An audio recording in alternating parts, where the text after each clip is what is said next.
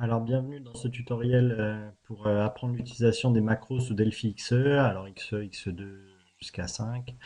C'est suite au dev du jeudi où comment certains posaient la question de savoir comment ça pouvait marcher et voilà. Moi je l'utilise beaucoup. Pascal disait sur le tutoriel sur le Rubik's Cube, sur son appli, qu'il fallait pas hésiter à créer des choses en visuel, que c'était plus simple. Mais effectivement, quand on a beaucoup de composants visuels, c'est des fois plus tentant de les créer en code en se disant, bah voilà, je peux créer des boucles et puis les faire. Je vais vous montrer comment créer juste un petit truc et utiliser les macros pour ne pas retaper tout et faire que ça soit un peu plus automatisé. Alors je fais un nouveau projet donc en fiche VCL sur mon XE, mais après on n'est pas vraiment lié à comment à Delphi en lui-même. C'est vraiment l'IDE qui va jouer sur les macros. C'est la partie ici des petits boutons. Moi je l'utilise même des fois quand je dois modifier des fichiers texte, je les glisse dans l'IDE et voilà quoi. Euh, donc là, je vais vous faire juste un petit projet dans lequel je veux 10 boutons avec 10 checkbox qui interagissent avec ces boutons qui se cochent et qui se décochent. Donc je commence par poser un bouton que je veux là, et puis je double-clique pour mettre mes 10 boutons, 9, 10. Voilà. Donc je mets mon bouton en bas, je mets mes boutons au milieu. Je sélectionne le tout. Je dis ici que je veux en position les aligner à gauche et les espacer régulièrement. Voilà. Je pose cette fois-ci, pareil, 10 checkbox. Voilà. J'aligne le premier avec le trait pour que les deux soient au milieu. J'aligne mon dernier avec le trait pour être au milieu. Je mets mes autres au milieu. Je sélectionne le tout. Je fais position aligner. Je veux les aligner pareil sur la gauche et les espacer régulièrement. Voilà.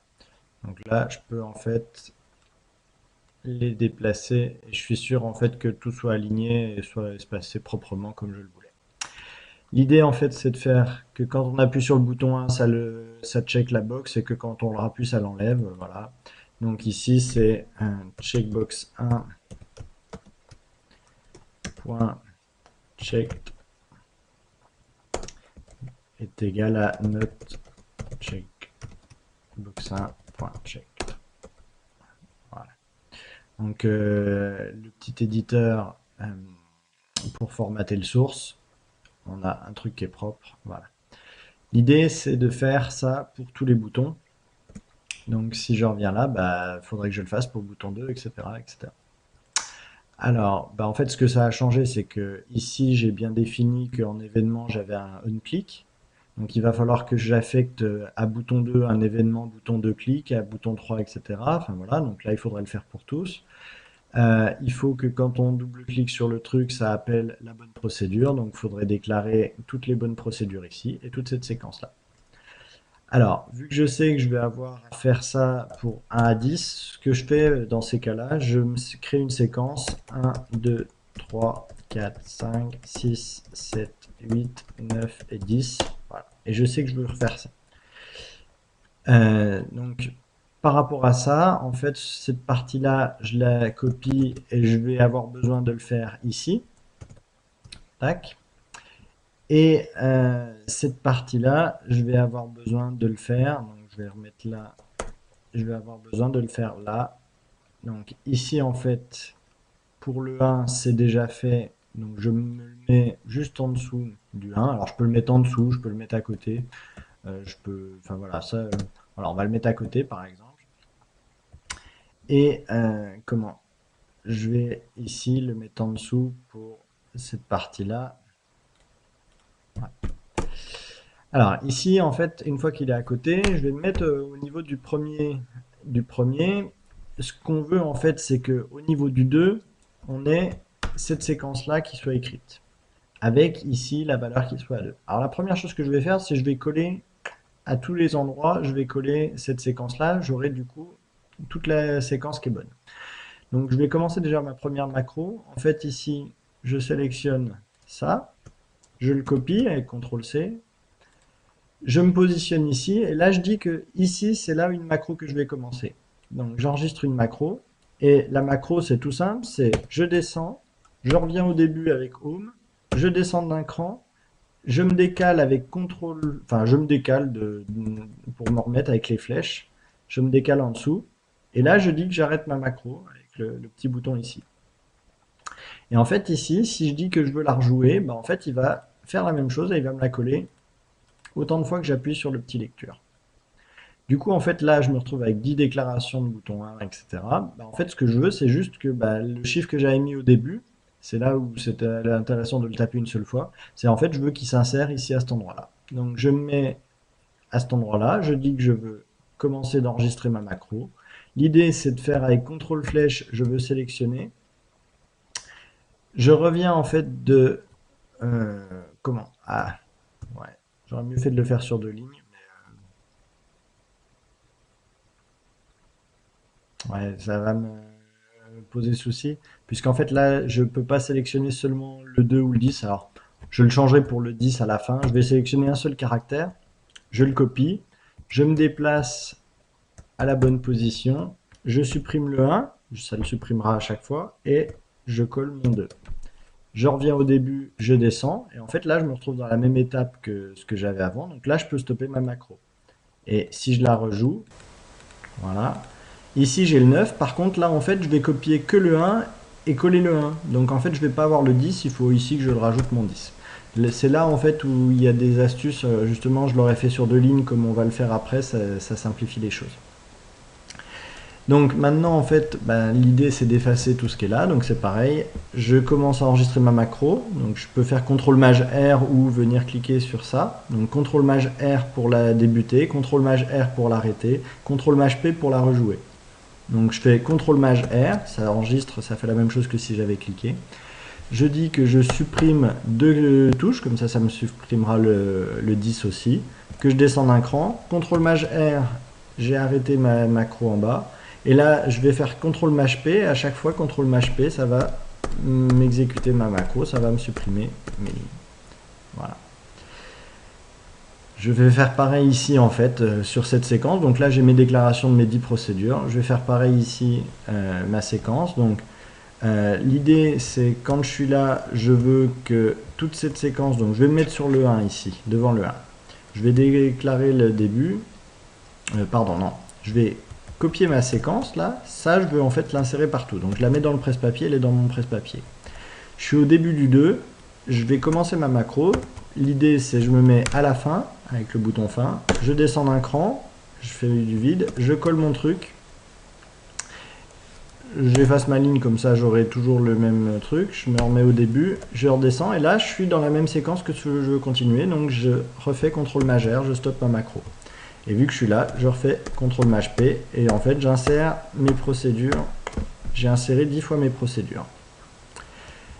En fait, là, j'ai réinséré toujours bouton un clic, bouton un clic, bouton un clic, etc. L'idée, c'est de changer bouton 1 ici, checkbox 1 en checkbox 2, checkbox 1 en checkbox 2, et pareil pour le 3, etc. Donc, je me mets ici sur le 2, et en fait, je vais me servir de ça et je vais copier ça à chaque fois pour l'envoyer au bon endroit. Donc, ici, je suis sur le 2, c'est celle que je vais faire la première, et je vais enregistrer ma macro ici pour l'appliquer sur les 3 à 9, à 10. Donc, CTRL-MAJ-R, je commence ma macro. L'idée, c'est de sélectionner le 2 jusqu'à la fin, et c'est là, en fait, où justement, le fait d'avoir fait une ligne à part avec le 2 fait que je peux faire majuscule fin, et je sélectionne jusqu'à la fin, ce qui fait qu'au niveau du 10, ça marchera toujours. Je fais CTRL-C, je le mets dans le presse-papier. Vu que c'est une valeur que j'aurais plus besoin à garder, elle va me poser des erreurs de compilation, je l'efface. Je descends, je me déplace avec les flèches, j'efface mon bouton 1 et je fais CTRL-V, donc je colle ce que j'ai dans le presse-papier qui est mon 2. Je reviens au début de la ligne, je descends de 2 lignes, je me décale, j'efface mon checkbox 1 pour le transformer avec ce que j'ai dans le presse-papier. Avec CTRL-V, ça devient checkbox 2, ça deviendra checkbox 3, etc. Je me déplace, CTRL-V. Donc là, en fait, je colle ce que j'ai dans le presse-papier et je me remets juste avant le 3 et là, je dis j'arrête ma macro. Et en fait, là, je vais refaire ma macro et en fait, je vais changer toutes mes séquences jusqu'à 10. Donc là, en fait, il ne me reste plus que le 1 ici qui va me poser une erreur de compilation. Donc je l'enlève ici. J'ai créé mes 10 procédures, mes 10 appels. Voilà. Donc j'aurais pu le faire pour définir des propriétés de position, définir des propriétés, etc. Et notamment, en fait, donc là, dans le truc, si maintenant on compile, en fait, on va se retrouver à avoir les bonnes actions, les procédures existent, mais mon événement n'est toujours pas défini ici dans l'événement onClick. Donc je pourrais aller le définir ici, j'en ai que 10, ça va irait vite d'aller définir dans onClick. Par contre, en fait, c'est là où l'intérêt d'afficher la forme voir comme texte. En fait, ici, on peut voir l'outil comme texte et rappeler ça. Du coup, vu que ici j'ai mes tes boutons, je vais chercher en fait, je vais faire CTRL F et je vais rechercher tes boutons. En fait, le F3 du coup m'enverra forcément sur une section tes boutons. Voilà. Donc en fait, ça me permet, et il me demande si je veux arrêter à la fin enfin si je veux continuer quand il a fini de chercher. Donc là, en fait, on voit que pour bouton 1, on a bien la déclaration onClick qui est bouton 1 clic. Et du coup, en fait, on va insérer cette section pour tous les autres trucs. Voilà. Donc là, il y a juste une chose. Donc on va déjà insérer le onClick.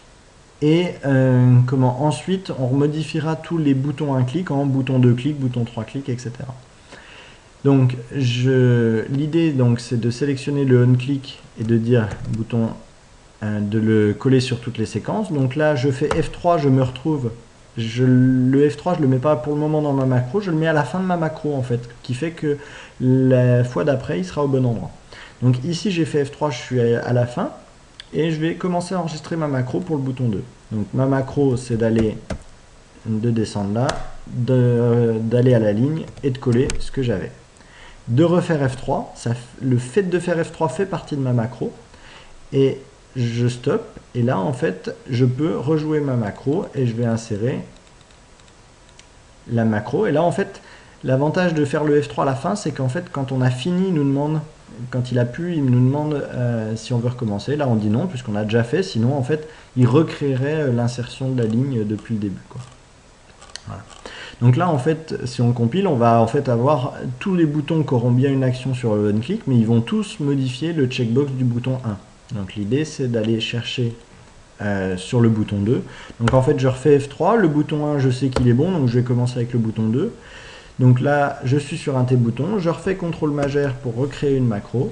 Je me décale pour aller chercher la bonne valeur. Alors là je le fais avec CTRL flèche pour justement gérer le 10. Je me suis décalé juste avant le 2 points et j'ai revenu au début du mot et tout. Alors c'est des petites astuces, au bout d'un moment on s'y fait très très bien avec le CTRL flèche pour savoir ce qu'on a besoin et tout, pour gérer les centaines, les milliers, voilà, pour être sûr de sélectionner les bons trucs. Donc je copie ça, je descends de la bonne chose. Pareil, je prends l'habitude de revenir toujours au début de la ligne pour me décaler de la bonne valeur, parce que effectivement, en fonction des centaines, des milliers, etc., on peut se retrouver pas forcément sur le bon alignement. Là, j'efface mon 1 et je colle mon 2. Je refais mon F3 qui m'envoie sur le truc. Là, je me retrouve dans le début de ma procédure et j'arrête ma macro. Et je la rejoue et je colle bien 3, 4, 5, 6, 7, 8, 9 et 10. Est-ce que je veux recontinuer? Non. Et là donc en fait je peux enregistrer mon projet directement. Hop. Et je peux compiler. Et j'ai bien 10 boutons qui gèrent le checkbox indépendamment, sans avoir eu à refaire à la main les 10 affectations de procédure. Voilà. Eh bien, je vous remercie beaucoup.